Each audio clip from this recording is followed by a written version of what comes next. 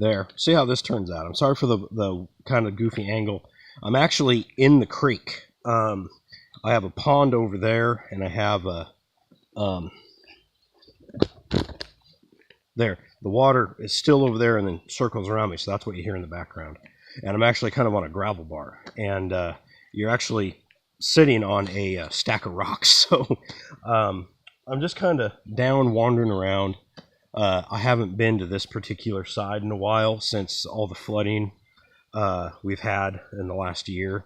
This creek has flooded probably 3 times, and I'm actually lying in what would be the bottom of it.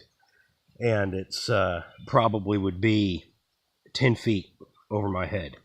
I'm looking around here. There's an old tire. You know, no one's fault. It's just an old truck tire that was probably washed up from the road. Smacked against a tree with a bunch of stuff crammed in the middle of it and stuff like that. But I thought I would go ahead and show my belt kit. That's one reason I'm kind of sitting like this, so I can get it kind of laid out.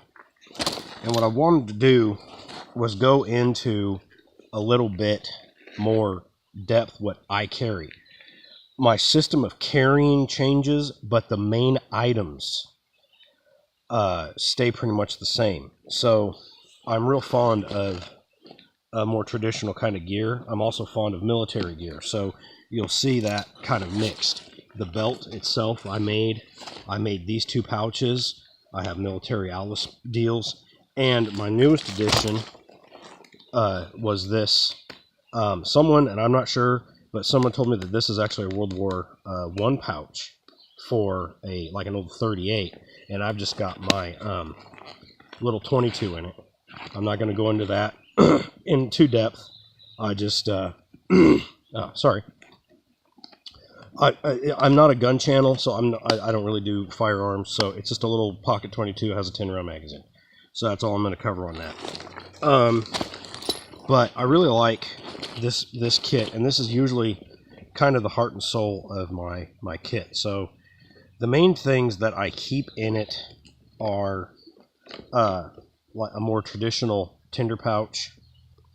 I do have a more comprehensive fire kit here in this tin, and this is that mini Inferno from Dave Canterbury.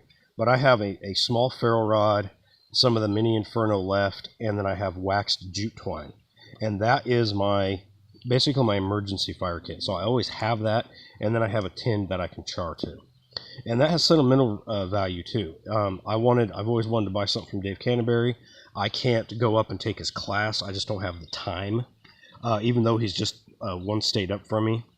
But the ferro rod in here is actually the first ferro rod that I ever had, and my wife got it for me for like an anniversary gift years ago, like 10 years ago. So there's that.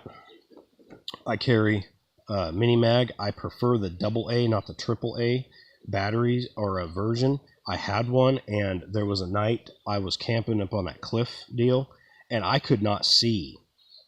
Even with this, something was rustling down the tree. I didn't know what it was, and that goofy little light would not go far enough to see what it was. And this thing will go at least 40, maybe 50 more feet when you actually hold them hand to hand, one and the other, and actually shoot the beams out and see how far you can go. I did that in my yard. I was shooting back in my neighbor's backyard. He's got a field behind his house, and this is just a better deal, and it doesn't take up much more room. And what you can do with these is you can actually turn these into tape sticks, something kind of like what I did to my bug spray. See, I've got 3 different kinds of tape on here. I have duct tape, Gorilla tape, and electrical tape. So that's just what you can do with the handle of that. I carry a very basic sewing kit. You can see that there. A little bit more traditional, something they could have actually had in the 18th century. And all it is a piece of buckskin with the needles punched through. And then I have a real big one that has a kind of a blunt tip, and I just wrapped a bunch of artificial sinew around that so I can maintain my gear as I go out into the field. Because this is a field kit with some survival items in it. Like I have, like, say, a space blanket and some first aid items. I have a big ferrule rod, and this too has ranger bands, a whistle, and Gorilla Tape. So, and it does also have a tinder deal in there that is waxed, not waxed, but petroleum cotton balls. I still have a few of them running around. I do prefer the waxed cotton balls. They do burn. It seems to me they burn a little longer, and they're more waterproof. I have a fishing kit. I made a new one. Someone got me a Star Wars a tin with some Band-Aids in it, but I turned it into a fishing kit. It just got some, it's got cork bobbers, sinkers, leaders, stuff like that. Kind of primitive, but just handmade. I have another little buckskin pouch. I think this is actually, I traded this to a guy, and this is elk hide. So this is kind of cool because you don't really have a lot of elk out here in Missouri. But I have a mega magnifying lens in that. That is actually, I found that at a flea market, and it is a huge magnifying glass. See how much bigger it makes? So if I do have to have solar ignition, or I want to go that route, it is not a main thing of mine, but magnifying glasses have uses.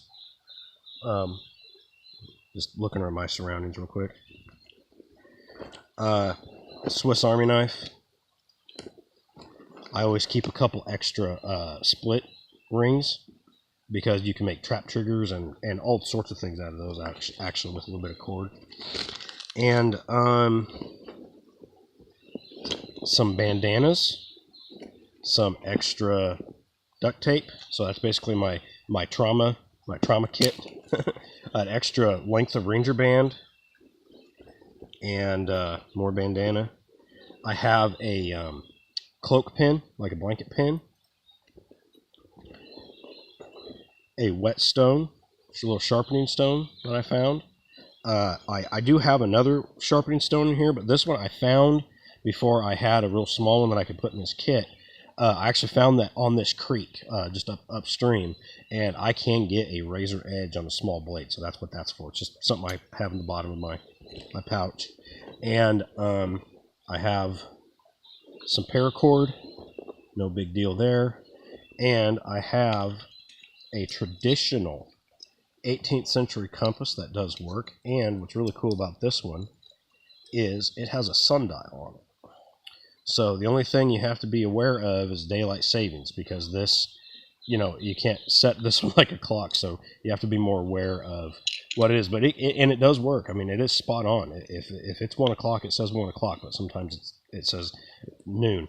So anyway, so that's what I have in here, and I used to have so I have mainly fire, some first aid, food gathering, because I can make snares and stuff. If I do have my 18th century stuff, I can use this with my wool blankets.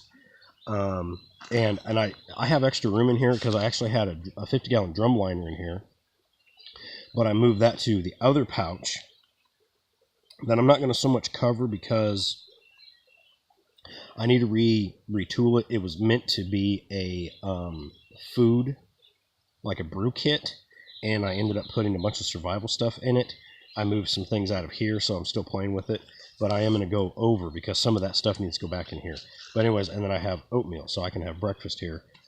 It's still early in the morning, but that's what's in this pouch. I have my canteen kit. I kind of covered that.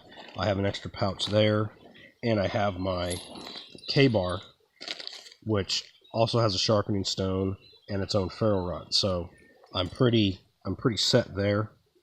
But this is the mainstay in my kit. If I don't have this stuff on my belt, I have it in a haversack. So, that is some of my core items that I prefer to carry and that I like. So, you have to take that, into consideration. What I carry, someone else isn't going to carry. It's all personal preference, experience. Some people can make up off the, with a piece of gear that they can't reproduce in the wild. You get these guys who really know their stuff, and they're better at manufacturing little bits and pieces off the landscape. I can do that, but this isn't a survival kit. It's a bushcraft field kit. So I have, you know, my tools with me. I'll tell you though, I didn't bring my tomahawk, and I am missing that because I'm having to use my K-bar to chop with, and it can chop, but I don't like it as a primary chopping tool. The tomahawk just can do a lot more. And that's the only thing that I would add to this is a like an axe or a machete. My tomahawk's actually at my house. It's not in my car where I usually keep my stuff, because I have a machete and I just didn't bring it today on this outing. But a larger cutting tool or a saw would be awesome. And I'm kind of kicking myself. I do not have my wire saw in this kit. I should put it in this tin because it can just roll up and it wouldn't take up any more room. And then that with those split rings, I can make a bow saw and I can cut wood with that all day long. A lot of people don't like wire saws, but I can see their use if they're used correctly. Anyways, so that's what's in my possibles pouch. I'll go ahead and get into what I carry in my my brew kit.